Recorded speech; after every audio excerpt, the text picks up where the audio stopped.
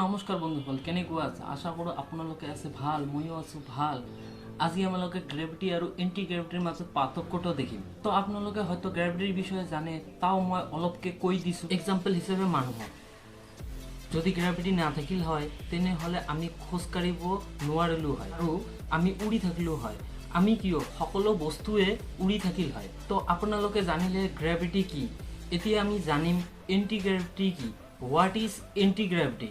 তো আহক বন্ধুসকল, হাঁহৰ নিচিনা পেক পেক নকৰি আমি ভিডিঅ'টো আৰম্ভ কৰোঁ। আমি হৈছে আইৰণৰ মানুহ, আমালোকৰ ভিডিঅ' চাই কেতিয়াও ঘৰত ট্ৰাই নকৰিব। এক্সাম্পল হিচাপে আমি এটা পানীৰ বটল লৈছোঁ। যদি আমি এই পানীৰ বটলটো ওলোটা কৰি যাওঁ তেনেহ'লে কি হ'ব? গ্ৰেভিটিৰ কাৰণে পানীখিনি পৰি যাব। তো এতিয়া আমি কি কৰিম? পানীৰ বটলটো ওলোটা কৰি দিম। ওলোটা কৰি দি পানীখিনিক ৰখিবলৈ চেষ্টা কৰিম, দেখিম ৰখে না নৰখে।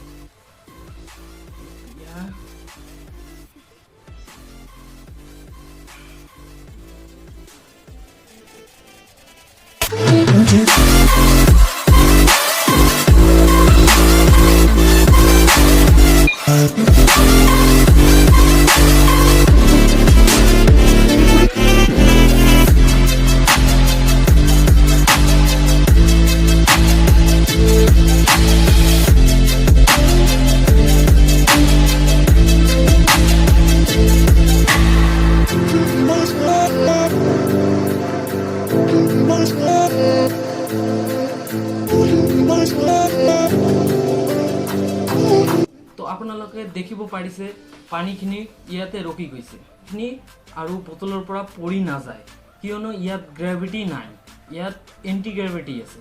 ইয়াৰ কাৰণত পানীখিনি নিচত আৰু পৰি নাযায়।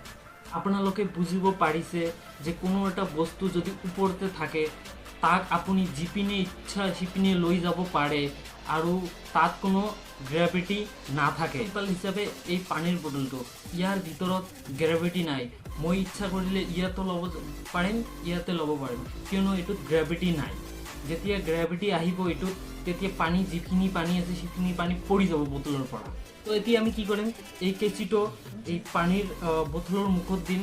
যেতিয়াই দিম তেতিয়াই ইয়াত গ্ৰেভিটি আহি যাব। তো গ্ৰেভিটি আহিবৰ কাৰণে পানীখিনি নিচত যাব। তো এতিয়া দেখাই আছোঁ কেনেকৈ দি আছোঁ, দিছোঁ। এই যে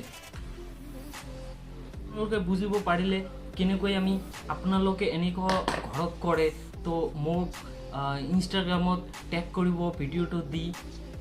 তো আজিৰ কাৰণে ভিডিঅ'খিনি ইয়াতে শেষ কৰিলোঁ। আশা কৰোঁ আপোনালোকক ভাল লাগিছে।